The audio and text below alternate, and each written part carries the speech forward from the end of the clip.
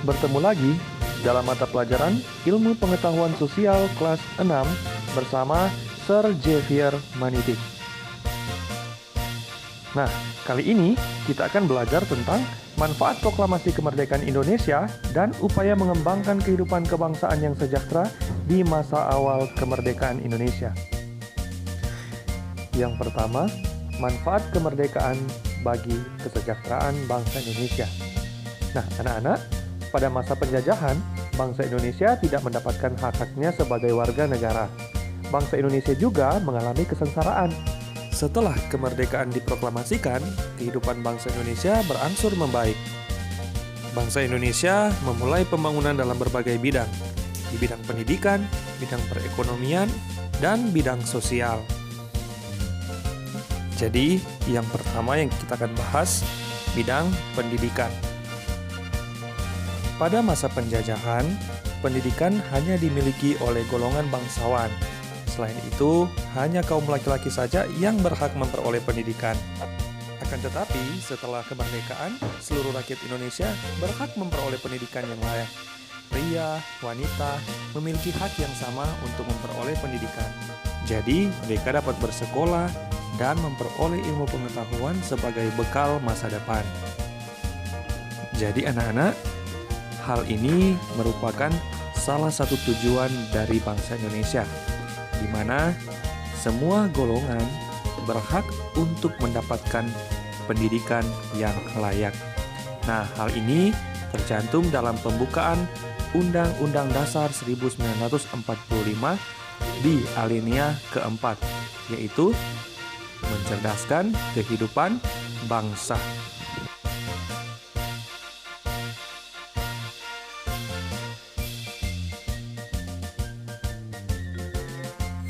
Nah, sekarang dalam bidang perekonomian.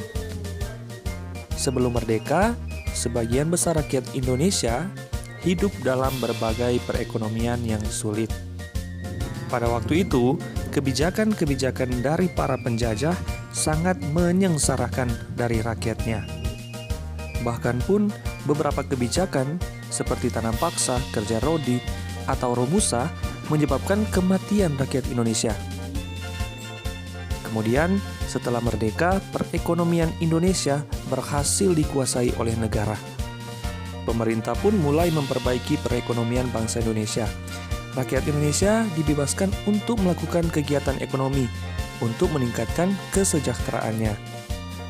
Hal ini pun sesuai dengan yang dicita-citakan oleh bangsa Indonesia yang tercantum dalam pembukaan Undang-Undang Dasar 1945 alinea kedua, yaitu kemerdekaan negara Indonesia yang merdeka, bersatu, berdaulat, adil, dan makmur.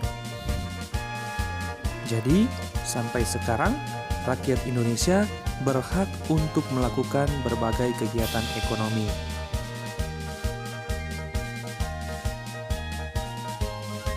Nah, kemudian dalam bidang sosial. Setelah proklamasi kemerdekaan, setiap rakyat Indonesia memiliki hak dan kewajiban yang sama. Tidak ada lagi pengelompokan rakyat Indonesia seperti pada masa penjajahan. Setiap suku memiliki derajat yang sama.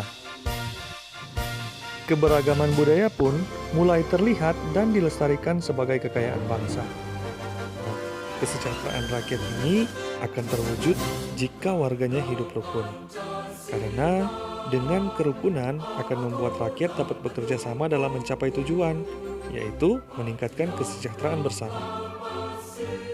Dan yang selanjutnya, upaya meningkatkan kesejahteraan pada masa awal kemerdekaan.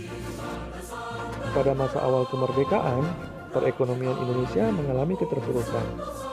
Nah, untuk mengatasi masalah ini, masalah perekonomian, pemerintah menerapkan beberapa kebijakan.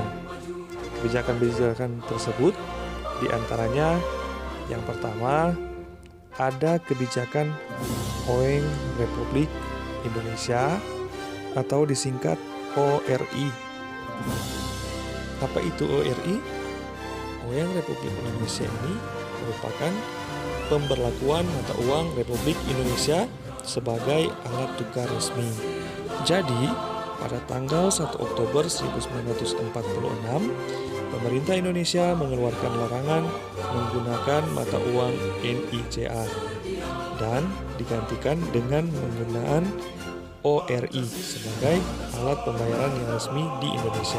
Kemudian, pada tanggal 25 Oktober 1946, diberlakukan kebijakan yang mengatur pertukaran uang rupiah Jepang. Kemudian yang selanjutnya, kebijakan konferensi ekonomi. Pada tahun 1946, Menteri Kemakmuran Darmawan Mangunkusumo mengundang para kepala daerah di Pulau Jawa untuk mengadakan konferensi ekonomi. Konferensi ini bertujuan memperoleh kesepakatan dalam mengatasi permasalahan ekonomi yang mendesak. Kemudian, kebijakan selanjutnya yaitu kebijakan pinjaman nasional. Menteri Keuangan saat itu, Suratman, mengusulkan program pinjaman nasional yang diwujudkan dengan pendirian Bank Tabungan (POS). Tugas Bank Tabungan POS ini adalah menyalurkan pinjaman nasional untuk meningkatkan kepercayaan masyarakat kepada pemerintah. Jadi, pemerintah juga memberikan pinjaman berjangka melalui rumah gadai. Tujuan dari program ini yaitu untuk mengumpulkan dana bagi kepentingan perjuangan dan untuk meningkatkan kepercayaan rakyat kepada pemerintah Indonesia. Kemudian kebijakan selanjutnya yaitu kebijakan Badan Perancang Ekonomi atau Planning Board. Pada tahun 1947, Menteri Kemakmuran A.K. Ghani mengusulkan pembentukan Badan Perancang Ekonomi. Badan ini bertugas menyusun rencana pembangunan ekonomi berjangka waktu 2-3 tahun, yang kemudian disepakati sebagai rencana pembangunan 10 tahun.